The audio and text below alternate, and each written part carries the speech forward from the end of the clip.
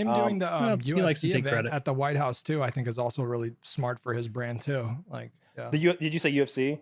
Mhm. I think him doing that, like, I think it's cringe, obviously, but like to his base, like that's going to be fucking epic for them, right? So let me talk about that a little bit. So Donald Trump asked Dana White if they could do a UFC fight on the lawn of the White House. It's been confirmed multiple times now, Woody. It is the lawn of the White House.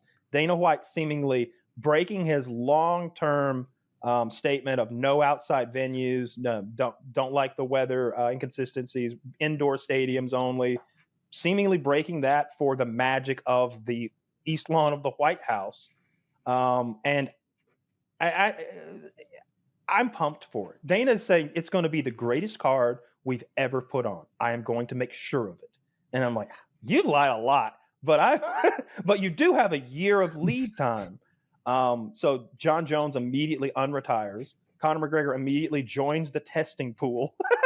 I believe neither of them, but carry. I believe neither of them. But if one of them showed up, it would be colossal. They're going to make John Jones fight that guy he's terrified of, Aspinall. Yes. Like they're not. He's going to duck if out. He's still the champion. If he's still the champion, he likely will be, but not definitely will be. The problem, optics wise, is that July 4th, obviously celebrating our independence from England, and Tom Aspinall, an Englishman, fighting John Jones, an American. It would look bad if we lost, and it would be 50-50 at best. Like, I think next year's John Jones loses. Like he's 39 or something at next year. Yeah, that's fair. But that'll be a spectacle. But beyond spectacle, yeah, it would be a spectacle. I have high hopes for it because Donald Trump's not running it. Dana White's running it. Dana White knows how to put on a show. We've seen Donald Trump's show. It was that rickety ass army parade that they put on that was a humiliating embarrassment on a global scale. That shit was so gay. Did you guys know that thousands of people showed up, but they fucked up the their funneling system? They had this like mile-long zigzag barricade that people had to go through. So even though it like not a lot of people showed up regardless, but like it looked kind of bad because just there weren't a lot of people in the bleachers, but there were thousands of people that were walking this like maze.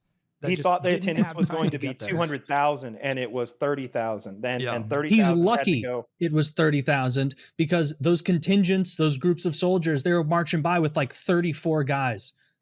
We talked about this, so I won't dwell on it, Hutch. If you're going to do a military parade, you got to go North Korea, Russia, China style. It's got to be big. It's got to be so many dudes locked in, exactly stepping at the same time. Large contingents, big groups, something epic and cool. Not, oh, here's 40 guys dressed like Yankee Doodle Dandy. Yeah. Not even a parade.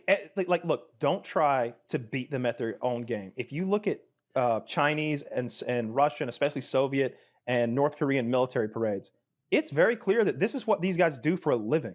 There are thousands of them acting in unison in a way that looks, it's performative. It's an art that they're doing. That they're not training fucking shooting targets and blowing up stuff and flying airplanes. This is the marching band. If you can't beat that, so instead do a demonstration of technology.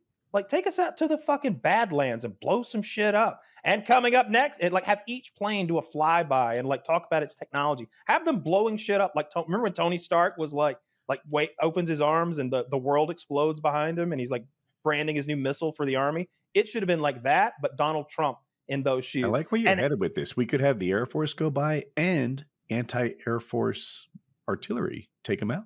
Yeah, kind of like an Army-Navy game where they have to, compete. We'll lose a lot of somehow Air Force always wins. You know who fucking crushes at the marching is like, have you ever seen the Indian military square off against the Pakistani military? Yeah. Oh, they do. They're stomping. Their legs up like above their head. They're fucking throwing their hands up. It's crazy. Yeah, there's a lot of like physicality to their march. They get like right up in front of each other, and then they both have like a high step flexibility battle where it's like they don't even like bring a their legs 1980s like breakdancing like competition. Yeah, yeah. And they like they're all bluster and that bravado, and then they just close the gate and they go about their day. Yeah. Which is probably a good thing. It's like they both get to feel proud. They both get to feel like, all right, we're not pussing out. We're not backing off. Like, we're holding our own. And they both get to like go to bed with pride, and they don't violate the actual border. Or I guess we almost saw them violate the border, right? There was that huge thing for a week where it's like India and Pakistan are about to pop off for reals this time. That was And his then- first Nobel yeah. Prize when he solved that potential nuclear war. They rescinded that one. Was Yeah, it even like a real? It seems like the way people are Pakistan talking thought about it was but you enough can't to tell. nominate the man for a Nobel Peace Prize. They did rescind it, as Woody likes to Well, point out for some reason, after Trump bombed Iran without provocation. No big deal. No big deal. They made a Pakistan big and deal out of India, that. they shouldn't be able to nominate people. Come on, let's be real. Only Well, what about Israel? They're the experts on peace. I mean, Yeah. if you're pointing to me and saying world expert on peace, I say Bibi Netanyahu. Don't ban the channel. And so, and so I say yes, he should be allowed to hand him out. And then apparently Donald somehow stopped that war in Africa. I get confused about those wars in Africa because they're all like smaller groups within Mhm. smaller countries that have been fighting over not like the rubble for, And they're for constant. forever. And then they keep massacring each other, and there's always machetes and sex crimes. It's just horrific to look at. And then the deaths are always just preposterous. But Donald somehow got those African leaders together and put us. He's taking credit for he's like, I've solved 3 wars this month. What do you want from me? What more do you want from me? I mean, we're working on a 4th. Yeah. Can you solve the wars you have more direct control over and that impact us? Yeah, maybe instead of like Kenya and fucking Look, Rwanda. Was Rwanda was one, right? Yeah, Rwanda and Because- Kenya. Oh, that's the That butthole soccer picture stuff again. I hate so much, but I can't get on board with any sport anymore except for the Dave? UFC. And even the UFC is fucking, whenever judges screw someone over, Wonderboy got screwed over last week. He's 42 years old. He didn't fight a guy in his last fight because that guy missed weight. And to punish him for it, the UFC puts him up against a guy who's like 27 years old and a good wrestler. And Wonderboy won the fight. He won 2 out of 3 rounds, and all that other guy could do was hold Wonderboy against the cage and throw ineffectual knees, and they gave that guy the win. And it was like, come on, come on, it was really upsetting. I hate. Felt like those Wonder bad Boy did more decisions. damage. Oh yeah, he did more damage. Okay. He won the fight. He won the fight. All the other guy did again was he won round 1, if I remember correctly, and then he held Wonderboy against the cage a lot, not doing any real damage. And Judges Wonderboy are looked too good. impressed by that. Sometimes. It depends on the judges, which is another big problem with the UFC. Maybe there should be 5 judges to average out, the bullshit. Yeah. I don't know. It's upsetting. I'm pretty psyched that White House card is actually going to happen. That's a thing that will happen. And they are saying it's going to be on the White House lawn. I hope he puts together a home run card for it. I'm pretty psyched for that.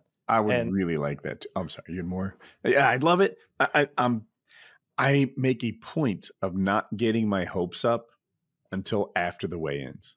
It is all just hopes and dreams until the fighters make weight. One, they have to make weight.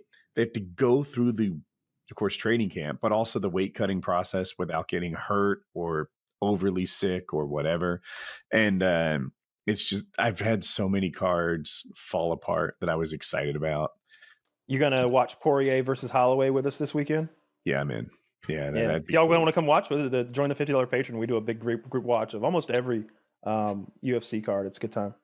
Yes, I will take Dirty's money through pure luck and speculation. Oh, I thought you said Conor McGregor. No, Conor McGregor's busy lying about making a comeback and lifting weights with his cock. I think he. That is I don't sick. know if he's lying about that. I think he did that, right?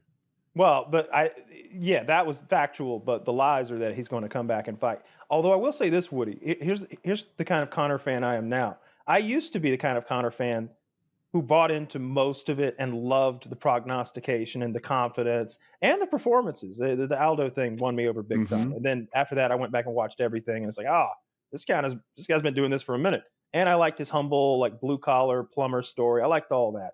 Now he's transitioned fully to the other side.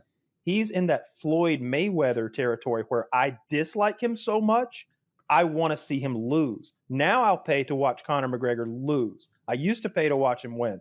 And I've never had I've never seen that flip. That's never flipped for me with a sports team or an athlete or anything like that. He's so annoying and despicable now that I don't know. I want to see him fight on that house card and get just demolished. I'd love give him like whoever. I don't know who the champion of 55 or 70 or who he would even fight, but he can't beat anybody.